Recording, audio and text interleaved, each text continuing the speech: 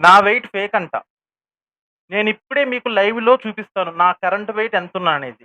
నేను ఈ కామెంట్ చూసిన తర్వాత డిసైడ్ అయ్యాను. నా వెయిట్ ఎంతున్నానో మీకు చూపిచ్చాలని. నా ఇప్పుడు నా చేతిలో ఏమి లేవు. ఓన్లీ ఎంప్టీ హ్యాండ్స్ అన్నమాట. ఓకేనా?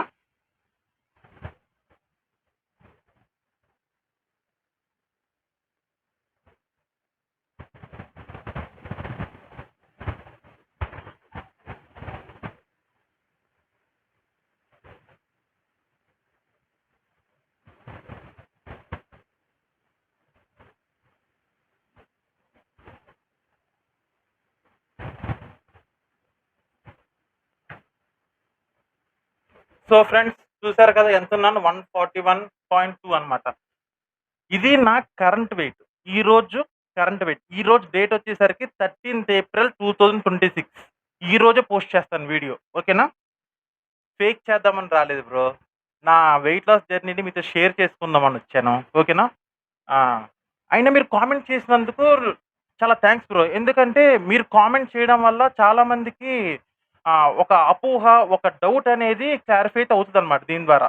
ఎందుకంటే ఇప్పుడు నన్ను నేను ప్రూవ్ చేసుకోవడానికి గూడా నాకొక ఛాన్స్ దొరికినట్టే. నా చేతిలో ఏమి లేవు. ఎంప్టీ బాడీతో నేనొచ్చి చేసుకున్నాను అని నాకైతే ఒక అవకాశం అయితే ఇచ్చారు మీరు. ఒక ప్రూవ్ చేసుకోవడానికి గాని, అబ్బా! నటరాజు నిజాయితీ పరుడురా, నిజాయితీ గల యూట్యూబర్ అనే ఒక ట్రస్ట్ అయితే ఏర్పడుతుందన్నమాట. సో, వన్స్ అగైన్ చాలా థాంక్స్ బ్రో. మీరు కామెంట్ చేసినందుకు. మన సెకండ్ టాపిక్ వచ్చేసరికి థంబ్‌నెయిల్ చూస్తేనే మీకు అర్థమైపోయింది కదా! ఏం టాపిక్ గురించి మాట్లాడుతున్నానో. 1 వీక్‌లో ఆల్‌మోస్ట్ 6 కేజీస్ అయితే వెయిట్ లాస్ అయ్యాను. డే 1లో చూసుకుంటే 147.5 ఉన్న నేను డే ఈరోజొచ్చేసరికి డే 8 నిన్నొచ్చేసరికి డే 7 కదా! ఇవాళ మండే కరెక్ట్‌గా మండే స్టార్ట్ చేశాను డైట్. మళ్ళీ మండే ఈరోజు మండే. సో, మా వెయిట్ వచ్చేసరికి ఈరోజు ఎంతున్నాను 141.2 ఆల్‌మోస్ట్ నేను 6 కేజీస్ అబోవ్‌నే తగ్గాను. ఈ 1 వీక్ జర్నీలో అన్నమాట. సో, ఫ్రెండ్స్ ఒకటే చెప్తున్నాను. వెయిట్ తగ్గడం చాలా ఈజీ. అది పెద్ద కష్టమేం కాదు. మన ఫుడ్ హ్యాబిట్స్ అనేది చేంజ్ చేసుకుంటే చాలన్నమాట. సో, నేను తగ్గాను. మీరు తగ్గాలనుకుంటే వెంటనే మన ఛానెల్‌ని సబ్స్క్రైబ్ చేయండి. అండ్ డైట్ అయితే మొత్తం రెసిపీస్ కూడా నేను తొందరలో పెడతాను. నిన్న లాస్ట్ వీడియోలో వెజిటేరియన్ గురించి చెప్పాను కదా! వెజిటేరియన్ గురించి అయితే చెప్పాను కాబట్టి దాని గురించి ఫాలో అయిపోండి. అండ్ చాలామంది అడుగుతున్నారు రెసిపీస్ కూడా చెప్పండి అని. సో, మీకు కంపల్సరీ రెసిపీస్ కూడా ఎలా చేయాలో షేర్ చేసుకుంటాను మీతోటి. అండ్ తర్వాత పాయింట్ వచ్చేసరికి ఇందాక ఫస్ట్ పాయింట్‌లో మీకు చెప్పా కదా! కొంచెం వెయిట్ అనేది నేను కొంచెం చెక్ చేసుకోవడం గాని, లైవ్‌లో మీకు చూపియడం గాని, ఇదంతా ఎందుకు చేశానంటే, నాకు బ్రో ఒకళ్ళు కామెంట్ చేశారు. ఆ కామెంట్ అనేది ఇప్పుడు మీరు చూస్తున్నారు కదా! ఈ కామెంటే అన్నమాట. ఈ కామెంట్ మళ్ళీ నేను రేజ్ చేస్తున్నాను. కామెంట్ వచ్చేసరికి ఏ ఆ బ్రో చెప్తుందేంటంటే, మీరు మాకు ప్రూఫ్ కావాలి. మాకు లైవ్ ప్రూఫ్ కావాలి. మీరేమన్నా వెయిట్స్ క్యారీ చేసుకొని మీరు వెయిట్స్ చూపిస్తున్నారు. మిమ్మల్ని ఒకళ్ళు వీడియో తీసి మీరు ఎలా ఉన్నారో అలా మాకు చూపిస్తేనే నమ్ముతాము. లేకపోతే మేము నమ్మము. మీరు ఫేక్ అన్న అన్న కోట్స్ అయితే కొన్ని వాడారనమాట. అది కొంచెం నేనైతే యాక్సెప్ట్ చేశాను. ఎందుకంటే అది నేను ఛాలెంజ్‌గా తీసుకున్నాను. ఎందుకంటే నేనేంటో నాకు తెలుసు. అఫ్‌కోర్స్ నేను ఒక కొత్త యూట్యూబర్ ఛానెల్ అనేది నేను కొత్తగా స్టార్ట్ చేశాను. చాలా మందికి డౌట్స్ అనేవి ఉంటాయి. బ్రో మాత్రం బయట పడిపోయాడు. చాలా మంది బయట పడరు అంతే. కానీ నేను ఛాలెంజింగ్‌గా తీసుకొని అయ్యో! నాకైతే ఫస్ట్ అయితే నవ్వొచ్చింది ఆ కామెంట్ చూడంగానే. ఎందుకంటే ఓకే. మన మంచికే ఏదైనా గాని మన మంచికే. ఆ కామెంట్ చూడటం వల్ల చాలా మంది జనాలు ఏమంటారంటే, "ఆ! నిజమే కదా! ఆయన మొత్తం బాడీ మొత్తం చూపించట్లేదు. ఓన్లీ లెగ్స్ ఎక్కేది, ఆ వెయిట్ అంకిల్ మారేది మాత్రమే చూపిస్తున్నారు.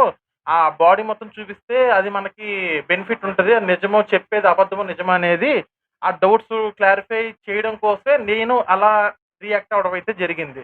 బ్రో మళ్ళీ చెప్తున్నాను. కామెంట్ చేసినందుకు చాలా థాంక్స్ బ్రో. ఒకటికి 10 సార్లు చెప్పినా తక్కువే అన్నమాట. సో, మన త సెకండ్ టాపిక్‌లో అనుకున్నాం కదా! 7 డేస్‌లో నేను ఆల్‌మోస్ట్ కేజీస్ వెయిట్ లాస్ అయితే అయ్యానన్నమాట.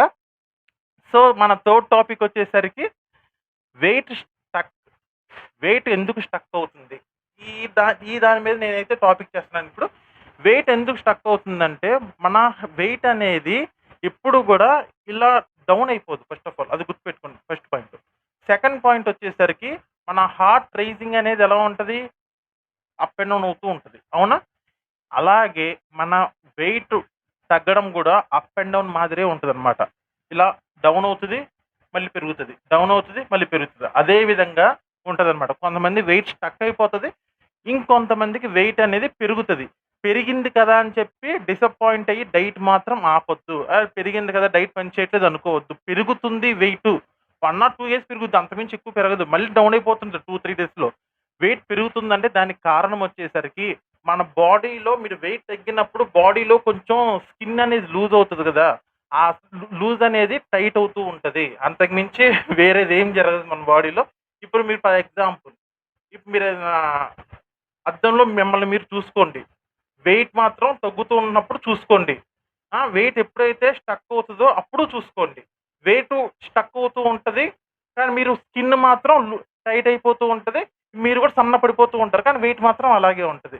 అదే మ్యాజిక్ మన డైట్‌లో. అలాగే వెయిటు స్టక్ అయిపోతుంది, వెయిట్ పెరిగిపోతుంది కంగారు పడొద్దు. అలాంటిది ఏమి జరగదు. సో, నేను హామీ ఇస్తున్నాను. వెయిట్ అనేది ఎప్పుడైనా గాని హార్ట్ బీట్ మాదిరే ఉంటది. సో, వీడియో మీకైతే నచ్చితే గనక ఇప్పుడు దాకా చూస్తున్నారు అంటే వీడియో కంపల్సరీ మీకు నచ్చిందనే నేను అనుకుంటున్నాను.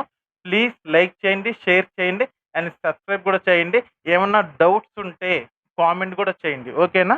అండ్ మన ఫోర్త్ టాపిక్ వచ్చేసరికి చాలామంది అంటున్నారు, "మీరు ఏం తిన్నారో అయి మాకు చెప్పండి బ్రో. మీరు మామూలుగా నాన్ వెజ్ తినమంటున్నారు, వెజిటబుల్స్ తినమంటున్నారు, ఇయన్నీ తినమంటున్నారు కరెక్టే. ఎంత క్వాంటిటీ తీసుకోవాలంటున్నారో చెప్పాలి. మార్నింగ్ పూట ఎంత తింటున్నారు, మధ్యాహ్నం పూట ఎంత తింటున్నారు, అండ్ నైట్ పూట కూడా ఎంత తింటున్నారో అనేది మాకు కొంచెం క్లారిటీ అనేది కొంచెం ఇవ్వండి బ్రో. మీరు తినమంటున్నారు, మేము తినేస్తున్నాము. అయినా గాని ఒక 1 కేజీ అయితే లాస్ అయ్యాము" అని చెప్పి ఒక కామెంట్‌లో అయితే మనకైతే ఒక వచ్చిందనమాట. సో, నేను ఒకటే చెప్తున్నాను. నేను మార్నింగ్ పూట ఏం తింటాను, మధ్యాహ్నం పూట ఏం తింటాను, అండ్ డిన్నర్‌లో ఏం తింటాననేది నేను మీకు వీడియో అయితే ఒకటి చేసి పెడతాను. So, stay tuned. నమస్తే.